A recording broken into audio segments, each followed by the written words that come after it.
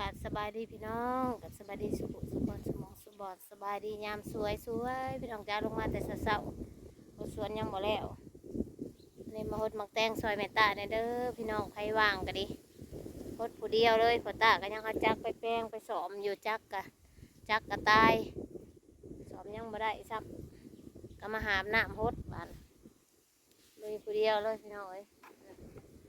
หาบกระทังได้หาบกระทังมันสิเละได้หลายแหน่เนาะหากแต่กะนักบาและแต่กระสูพี่น้องเอ้ย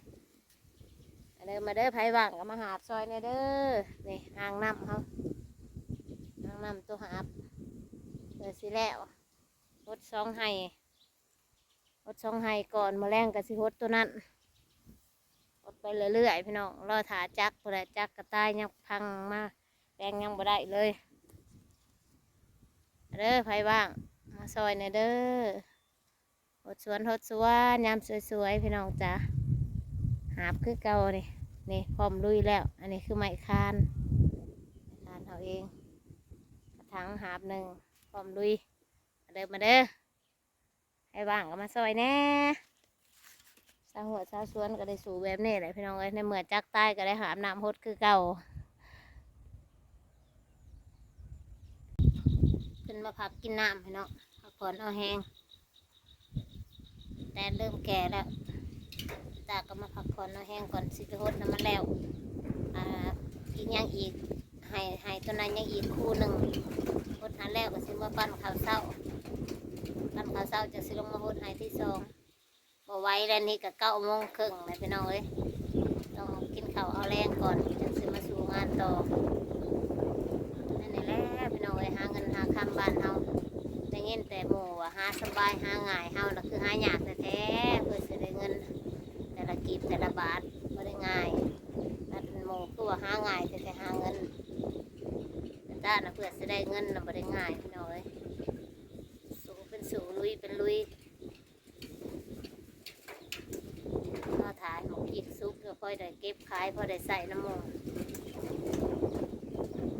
อีกรอบนี้ก็กำลังออกหมกแตงเขาก็ได้บ่หาพดก็บ่ได้พี่น้องจักตายจักไปแปลงยังบ่ได้ป้าบาจนแตะบ่อยากได้กับบาทหาบกระทังสิได้เงินหมู่น่ะบ่ได้ง่ายเด้อพี่น้องเอ้ยเฮ็ดหยังกะมันบ่ปลูกก็จักสิหาหยังบ้านเฮามีทางหาก็ต้องได้ปลูกคือเก่าพี่น้องเอ้ยปลูกไปเรื่อยๆด้านไหนบ่จักทางสิหาเงินแล้วคันบ่ปลูกเป็นอาชีพเลี้ยงหมูเลี้ยงไก่ก็เพื่อสิได้บ่ได้ง่ายเพื่อสิได้ขายเอาก็ใส่แต่ละมื้อเนาะบ่จักส่งลูกเรียนบ่จักค่าพื้นค่าไฟค่าใช้จ่ายหลายอย่างนะซื้อผิดประแดกแป้งนัวเนาะซื้ออันแถบสบู่สูบก็หลายอย่างก็ต้องได้ใส่เงินหลักๆนะเลยอันหาบ่ได้เนาะพี่น้องมานั่งเตียงไม่นอนพี่น้องเอ้ย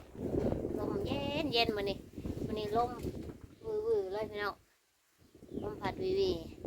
นอนก็คือสิรับอยู่เราอยู่นี่ก็ได้แต่ว่ามีเวลานอนบ่มีโอกาสนอนดอกพี่น้องเอ้ยสิไปฮดคู่ไหนมาแล้วก็สิเมื่อปั้นข้าวเช้าแล้วก็สิลงมาหาฮดต่อให้ที่สองพี่น้องมันตาอันลือเครือมันออกแต่บ่ได้ลือข้าง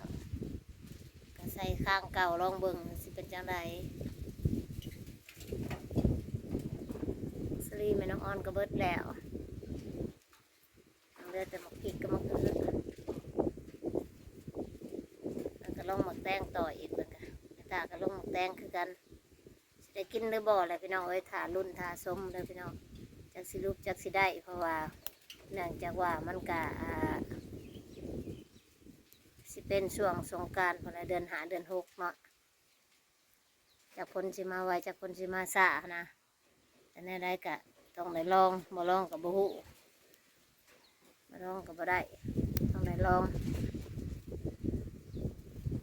อาชีพเสริมพี่น้องฟังเลี้ยงสัตว์เฮ็ดนาปลูกเขาเกิดมาเป็นลูกชาวนาก็ต้องได้อดทนแล้วก็สู้ซนไปเรื่อยๆเพื่อสิมีกินเพื่อสิมีใส่ทุกอย่างเลยต้องได้ ใส่เงินเป็นหลัก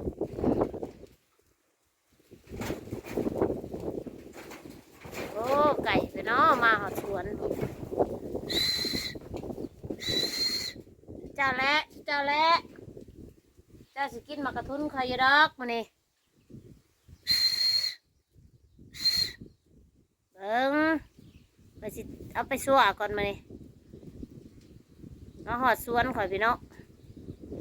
มาตอนงอกหมักแตงข่อยบ่เบิ้งสุดเจ้าและมานี่เจ้าสิเซ็ตข่อยอยู่ดอกจังไดจะไก่ไผ่มาหอดสวนเลยจะไปจัดการเพิ่นก่อน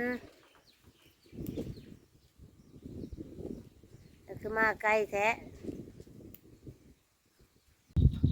ขึ้นมาพักกินน้ำให้เนาะพักผ่อนเอาแห้งแต่เริ่มแก่แล้วตาก็มาพักผ่อนเอาแห้งก่อนสิไปหดน้ำมันแล้วอีกยังอีกให้ตัวนั้นยังอีกคู่หนึ่งหดหาแล้วก็สิมาปั้นข้าวเศร้าจะสิลงมาหดให้ที่สองบ่ไหว้แล้วนี่ก็9:30เลยพี่น้องเอ้ยต้องกินข้าวเอาแรงก่อนจะสิมาสู่งานต่อ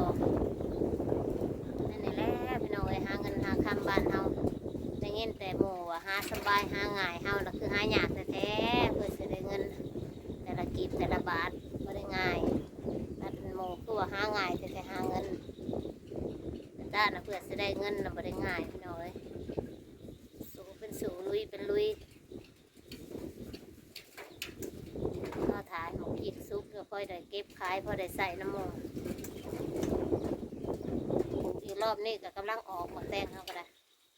บ่หาโพดก็บ่ได้พี่น้องจักตายจักไปแปลงยังบ่ได้ป้าบาจนแตะบ่อยากได้กับบาท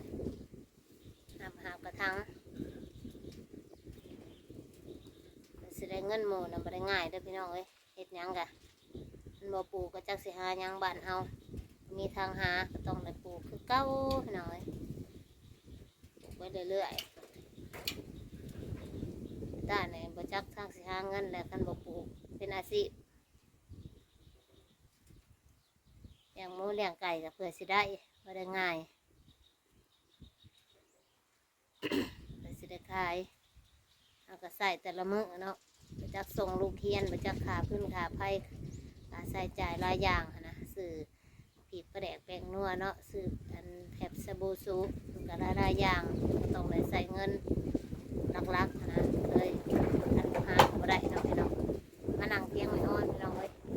ลมเย็นมื้อนี้ลมวือเลยพี่น้องลมพัดวี